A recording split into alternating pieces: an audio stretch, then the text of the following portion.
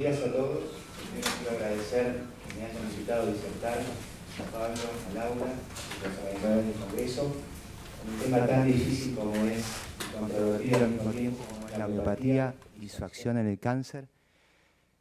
Yo pensaba qué decir, ¿no? En tan pocos minutos, con tanta información, y no pretendo que salgan queriendo la homeopatía o amando la homeopatía, sino pretendo solamente al menos que tengan un conocimiento de lo que es la homeopatía verídica y lo que no es la homeopatía, y que vean el esfuerzo que está haciendo el mundo homeopático para poder ayudar y aportar en el tratamiento del paciente con cáncer. Y para eso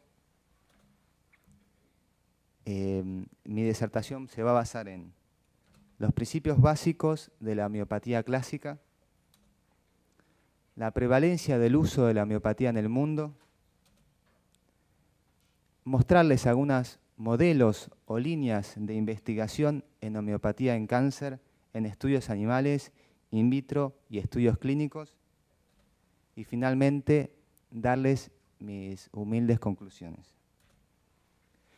Los principios básicos donde se sustenta la homeopatía clásica son 4. Principio de semejanza, que quiere decir que un enfermo se va a beneficiar con aquellas sustancias que han generado o podido provocar los mismos síntomas siendo experimentadas en una persona sana. Esto es diferente a la comprensión o al mecanismo de acción de la medicina convencional. Es otro paradigma diferente. El segundo principio es la experimentación en el hombre sano, o también llamada patogenesia. El tercer principio básico de la homeopatía clásica es el remedio con dosis mínimas o infinitesimales y remedio único por vez. Actualmente la homeopatía asimismo se nutre de la investigación y la experiencia in vivo, in vitro y en estudios biofísicos. Entenderán que todo esto significa un abordaje integral del paciente, y esto es una diferencia que ustedes pueden hacer y recomendar a sus pacientes, que no es lo mismo atenderse con un homeópata que los atiende en 5 minutos que en uno que los atiende 2 horas o hora y media en la consulta. ¿Qué pasa en la homeopatía, la prevalencia en el mundo? El comienzo de la homeopatía surge con Hahnemann alrededor de 1800, con su primera publicación en el 1810. Se expande rápidamente en Europa y Estados Unidos en el 1900, donde, para tener una idea, el 8% de los médicos norteamericanos eran homeópatas. Había 20 escuelas homeopáticas y alrededor de 100 hospitales homeopáticos. Cabe recomendar que el hospital de Pensilvania es el hospital homeopático de Pensilvania. ¿Qué pasó?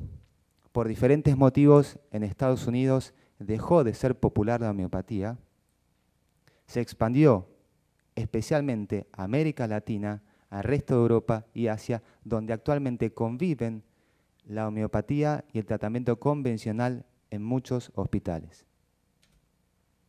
Para tener más o menos una dimensión de la realidad del uso de los productos homeopáticos en el mundo, les traje unos datos publicados en el 2009 de una encuesta en algunos países del 2008, de, por ejemplo, Australia consume o ha gastado su población 7.3 millones de dólares en productos homeopáticos. El resto los verán ustedes. Y en Estados Unidos, que me llama la atención, que no está oficializada y desacreditada la homeopatía, se ha gastado 2.7 billones de dólares. El punto más difícil de la homeopatía no es que no funcione, es que no podemos explicar aún su mecanismo de acción. Y sus propios científicos de la medicina convencional reconocen esto. Este es un texto extraído del primer metaanálisis en la homeopatía de 1991, donde dice: el monto de la evidencia positiva, aún en los mejores estudios o los mejores estudios de mejores calidad, significa que tenemos menos chance de ser superior al efecto placebo, nos sorprendió. Basados en esta evidencia, deberíamos estar preparados para aceptar que la homeopatía puede ser efectiva o eficaz. Solo si el mecanismo fuera más posible, dígase creíble.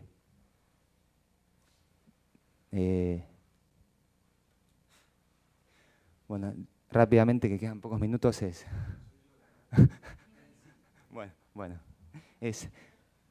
Esto quiere decir que referentes internacionales como el profesor Luc Montagnier, virólogo francés, premio Nobel de Medicina por el descubrimiento del HIV y que actualmente está trabajando en una universidad en China porque no tiene financiación para sus investigaciones en Francia, está trabajando en modelos de sustancias ultramoleculares iguales a la homeopatía. Y textualmente en su entrevista en el Science dice: no puedo afirmar que la homeopatía tenga razón en todo. Lo que sí puedo decir es que las ultradiluciones utilizadas en la homeopatía tienen efectos.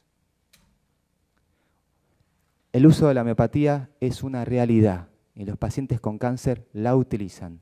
En una encuesta publicada en 2005 en 14 países de Europa se mostró que cerca de un 36% utilizaban la medicina complementaria, dentro de las cuales la homeopatía es una de las más utilizadas. Es impactante ver cómo en Italia el 73% de los pacientes con cáncer utilizan tratamientos complementarios. En Francia el 34%, de ese 34, el 42% accede a la homeopatía.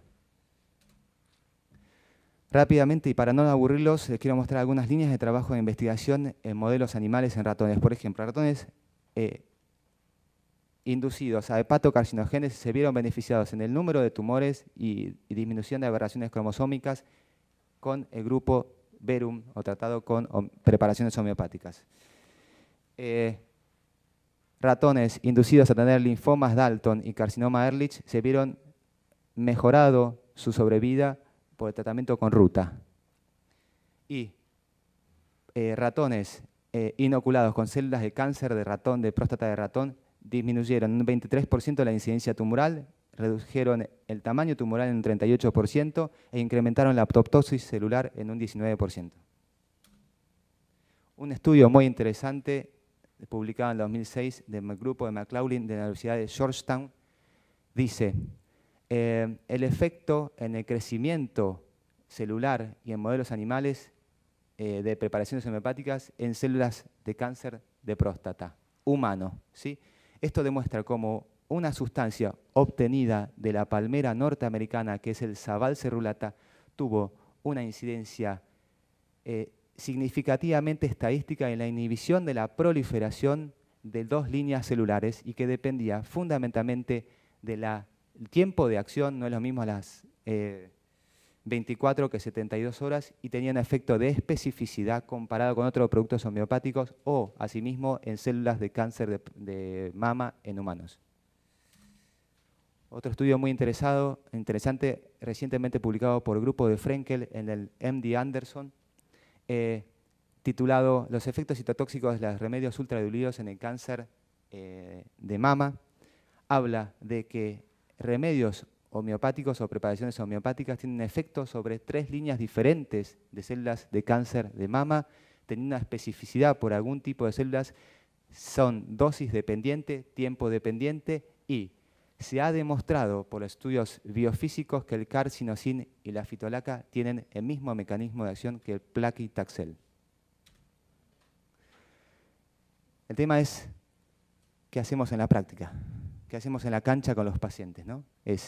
Hay pocos estudios, pero algunos estudios que nos pueden guiar en la acción de la homeopatía es estudios como, por ejemplo, efectos adversos en la radioterapia han demostrado disminuir la intensidad de los síntomas.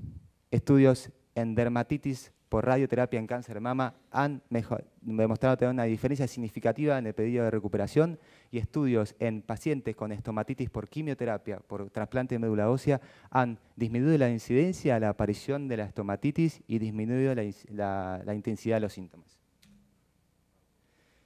¿Qué pasa con la calidad de vida de los pacientes? Un estudio también publicado hace muy poco por un alemán, Rostock, donde hizo un estudio prospectivo observacional de 2 cohortes, la cohorte del tratamiento de pacientes con tratamiento convencional únicamente, pacientes con tratamiento convencional complementario con homeopatía, donde se evaluó según escalas funcionales la calidad de vida, la fatiga, la depresión y la ansiedad, teniendo en cuenta que estas escalas eran comparables al inicio del estudio, concluyó que hubo una mejoría significativa en el grupo de la homeopatía en cuanto a la calidad de vida, según las escalas de medición, que hubo una mejoría significativa en cuanto a la ansiedad a favor del grupo complementario con homeopatía, que observó un fenómeno positivo en cuanto a la fatiga mental y física y que las mejoras eran clínicamente relevantes y estadísticamente significativas. Y para terminar, mi pequeña conclusión es: estudios en medicaciones homeopáticas en animales y células in vitro han demostrado un efecto antitumoral. Existe evidencia de la efectividad y seguridad de la homeopatía como coadyuvante en el tratamiento de complicaciones de pacientes con cáncer. Mejora la calidad de los mismos y fundamentalmente la homeopatía no es placebo y merece mayor investigación fundamentalmente para poder esclarecer este punto tan controvertido que es su mecanismo de acción. Muchas gracias.